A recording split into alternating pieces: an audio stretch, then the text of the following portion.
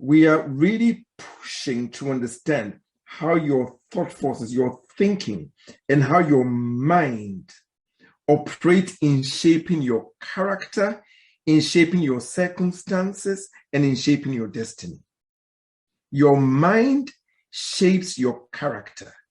Your mind shapes your circumstances. Your mind shapes your destiny. And treat your mind as a garden. And above all, the most important part of who you are. Nothing is more important than your mind. The extent to which you properly cultivate will determine whether if your whole mind structure, your garden is left for weeds to invade, it would invade. So man's mind may be likened to a garden which may be intelligently cultivated. Your mind is a garden, and that space of your being from which all the issues of life flow. Every dimension of your life is determined by your mind.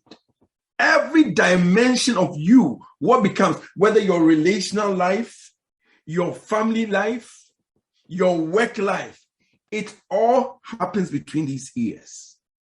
This is the most important real estate property you have.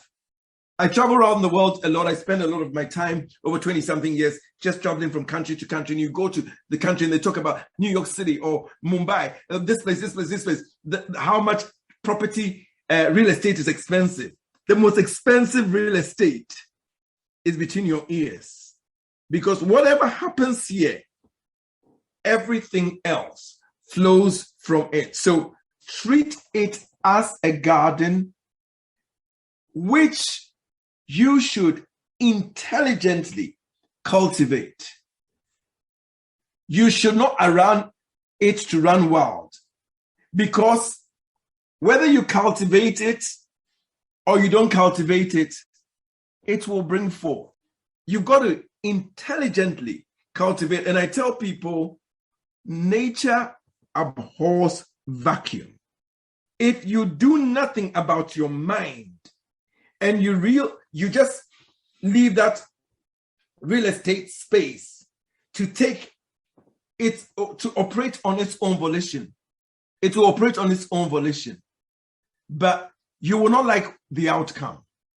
In the summer, I've got to keep constantly cultivating my garden. And the thing about my garden is I mow the lawn, the rains come, and the weeds appear in a week. So it's not like it's a one and done thing. I have to constantly be at it. I can't just say, oh, I mowed the lawn once, oh, I've mowed it. I've got to keep at it. So you've got to take control. Useless weeds. How do these useless weeds come about? Because the gardens have their tendency to produce useless weeds. So I'm going to start getting you guys to think about something. Thinking about useless weeds, which are affecting your life. How much time are you spending daily watching useless TV?